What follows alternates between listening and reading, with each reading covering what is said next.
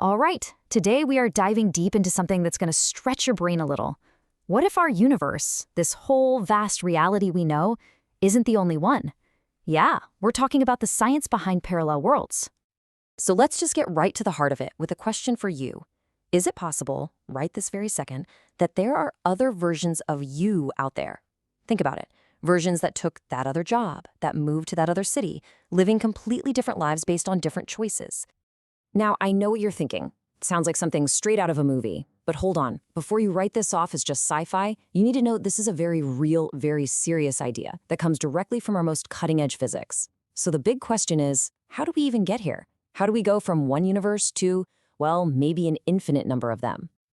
Well, believe it or not, the idea of multiple worlds isn't some brand new thing. It's a concept that's been kicking around for centuries, starting way back in philosophy, and eventually, finding its way right into theoretical physics. And this idea has a seriously long history. I mean, look at this. It goes all the way back to ancient Greece, with philosophers just imagining that infinite atoms could create tons of different worlds. But the modern idea, the one that really got physicists talking, took off in 1957. That's when Hugh Everett dropped his absolutely mind-bending many worlds theory. Then you jump to the 80s, and cosmic inflation gives us this picture of bubble universes, and that brings us right up to today, where you've got string theory, cosmology, you name it, all seriously exploring the possibility of a multiverse. Okay, so here's the thing. It's not just one single wild idea. There are actually a few different, really compelling theories from different areas of physics that all point in the same direction, a multiverse. So let's break down the three big ones. First up, we've got the quantum multiverse. This one is weird.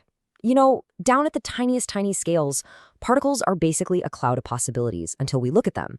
Hugh Everett's theory says that when we do look, when we force a particle to make a choice, like is it spinning up or down, reality doesn't just pick one. Nope. Instead, the entire universe splits in two, creating a whole new branch where every single possible outcome actually happens. This little chart makes it super clear. In our everyday worlds, you flip a coin, right? It's either heads or tails. End of story. But in the many worlds view, the universe literally branches. You get one whole universe where it's heads and another whole universe where it's tails, and both are just as real as each other. Now, try to imagine that split happening not just for a coin, but for every quantum event, everywhere, all the time. The number of parallel worlds, it just becomes mind-bogglingly huge. All right, next up is the inflationary multiverse. This one comes straight from the story of the Big Bang. The idea is that in the very first fractions of a second, space itself expanded faster than the speed of light. But this inflation probably wasn't perfectly smooth everywhere. Think of it like a pot of boiling water. You get all these bubbles forming, right? Well, the theory says different patches of space might have expanded into their own separate bubble universes. Our whole universe, everything we can see, is just one of those bubbles. And who knows what the other bubbles are like? They could be out there with totally different laws of physics. And finally, we've saved maybe the wildest one for last, the string theory landscape. So string theory suggests our universe might be like a giant slice, or a brain, as physicists call it, just floating around in a higher dimensional space. And it's probably not alone. The math behind string theory doesn't just give us one type of universe, it spits out this vast landscape of possible universes. So how many are we talking? Get ready for this. 10 to the power of 500.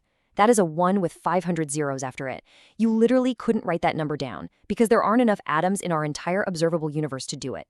It's just staggering. Okay, so we've got these incredible brain-melting theories, but is there any proof, like any evidence at all? Are scientists actually out there looking for other worlds? And the answer is a big yes, but they're not looking for a doorway, they're hunting for clues. So how on earth do you find another universe? Well, you kind of have to look for its shadow. Scientists are poring over the afterglow of the Big Bang, what's called the cosmic microwave background.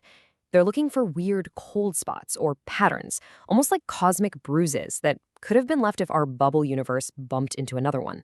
They're also looking for signs of gravity that might be leaking over from another dimension. But maybe the biggest clue is just our own universe. I mean, think about it. The laws of physics are so perfectly, so finely tuned to allow for life. Why? The multiverse gives us a pretty neat answer. If you have a gazillion universes, all with random laws, then of course one of them, ours, was bound to hit the jackpot and get it just right. So yeah, there's no smoking gun, no definitive proof yet.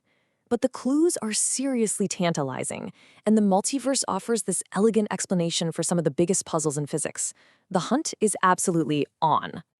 And this brings us to the last and maybe the deepest part of all this. Let's just step back from the physics for a second. Let's ask ourselves, what if it's all true? What does that actually mean for, well, for us?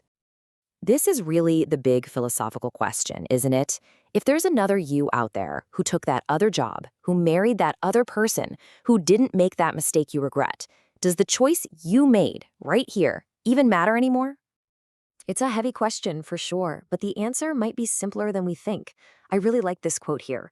Your consciousness, your experience is anchored right here, in this reality. The joy you feel, the pain you feel, the choices you make, they're real for the you that's living them. Whatever is happening in some other universe is basically as relevant to you as a story in a book you've never even opened. So in the end, it all comes back to this you. Your accomplishments, your relationships, your struggles. All of that is totally unique to your story. The story of the person you are, right here and right now. And just because other stories exist doesn't make yours any less important. So we'll leave you with this final, big thought to chew on. The fact that our universe has these perfect conditions for stars, for planets, for life, for us, is just incredible. So, is it a miracle, a one in a trillion shot, or are we just living in the one universe that happened to win the cosmic lottery? The answer is still out there, somewhere in the cosmos, or maybe in all of them.